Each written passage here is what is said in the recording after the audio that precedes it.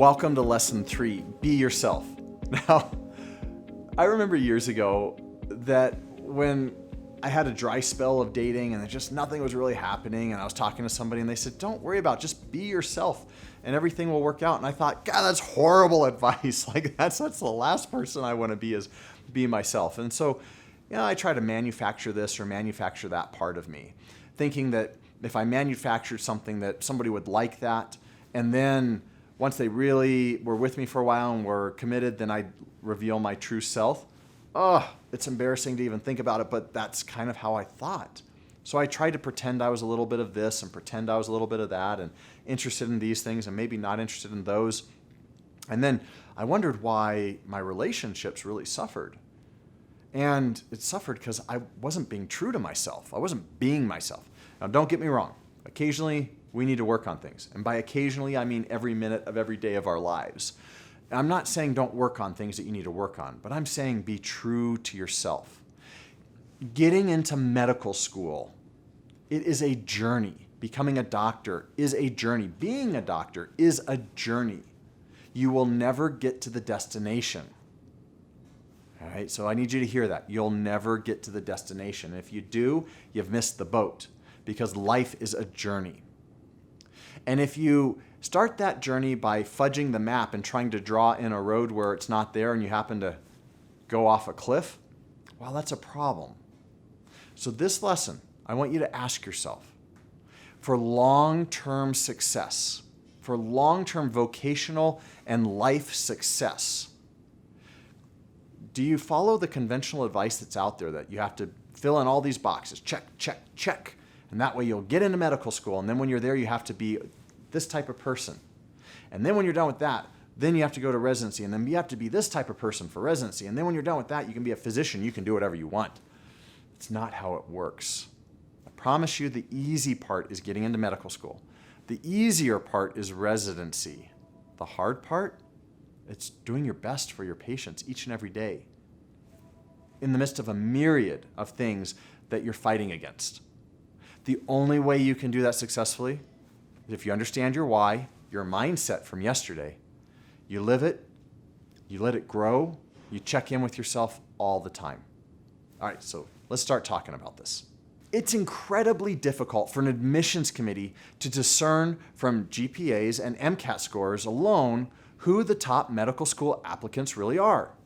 You need to catch their attention by showing them you are unique and awesome.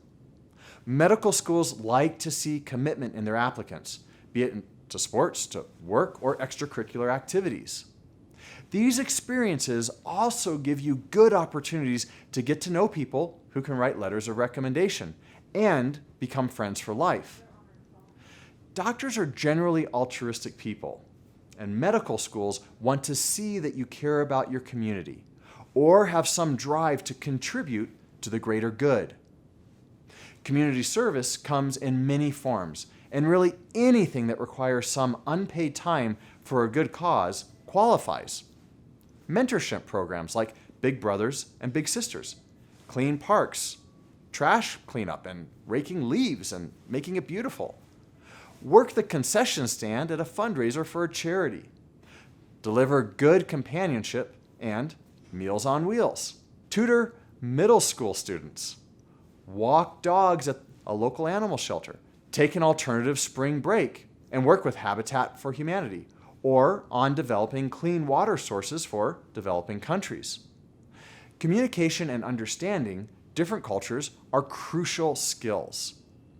Learn another language, travel, study abroad, do medical missions, help underserved communities. Fill them with things that you've done, like medical, research-oriented, something outside of medicine that the person reading the application would want to tell their friends about. Your goal is to be the LeBron James relative to your peers of your chosen area, no matter what your niche. So I had a very different background. So I went to undergrad, and then I went to seminary. And then I thought I had a calling to go into medicine. So I went into medicine. And I was dead set that I was going to be true to myself. I only applied to DO schools. I told you this before. I show up to my interview at Kirksville, which is my number one choice because of the history, the type of school it was, and I just had this warm, fuzzy feel about it. I show up there, and I'm in a whole room full of people wearing their suits and being polished and just all presented. And I felt like, not the whole room, but I felt like there were a lot of people in that room who were so nervous and scared that you could feel it. I mean, the energy of the room was oppressive. It really was. And I was just sitting there going, hey, I'm Reagan. I'm going to meet some people, and I'm going to have a conversation today. If they take me, cool. If not, I get to meet some new people. I go in for my first interview. And the interviews, if I remember correctly, are supposed to last about 10 minutes. And you had multiple. I mean, there were like 5 or 6 of them that day from all sorts of different people. And the first interview was supposedly the least important, the lowest person on the totem pole. It was somebody in the admissions office who was a secretary who was just asking me some basic questions. And she had like 10 other people to get through. Well, my 10-minute, 5-10-minute, whatever it was supposed to be interview lasted 45 minutes. We were laughing. We were literally crying together. I got to know about her. I got to know about her hopes and dreams, where she was from, what was important to her.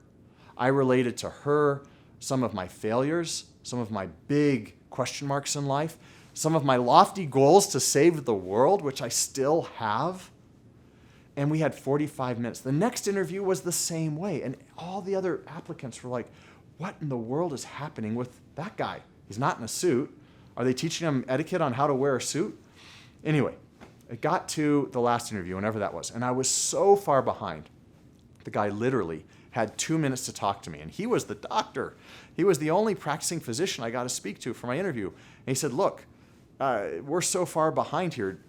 Do you want to be a doctor? I said, yeah, that's why I'm here. If you think that I'm worthwhile. And he goes, well, I mean, I don't have time to interview you, so I'll just give you a kind of a neutral, okay? And I was like, okay, nice to meet you. Sincere handshake. I got in. Here's the moral. Be yourself. Go into this whole process of not what you can get out of this in terms of, hey, I'm going to get accepted to medical school. No. Start being a doctor now. Start looking into people's lives. Show genuine interest. Have the right hobbies. Do the right spring break activities. Go to the right places. Help the right people, which is anybody who needs help. Grow as a person because that supports your why. Find the joy in that. Be elevated by it.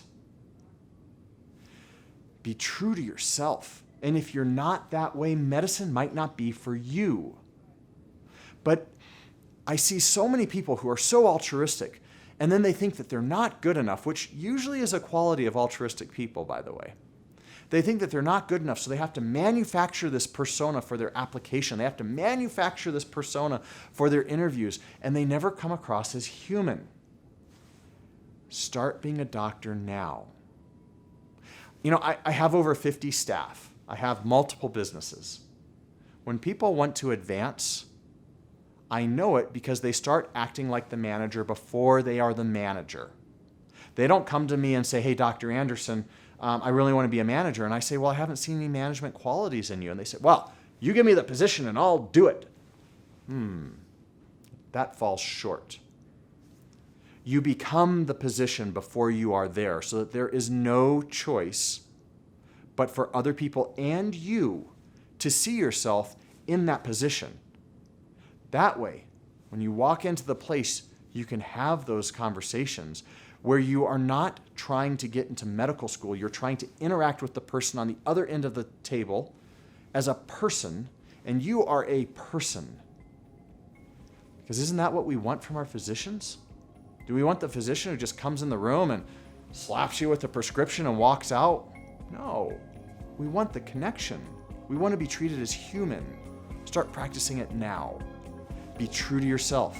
I promise you, the juice, it'll be worth the squeeze.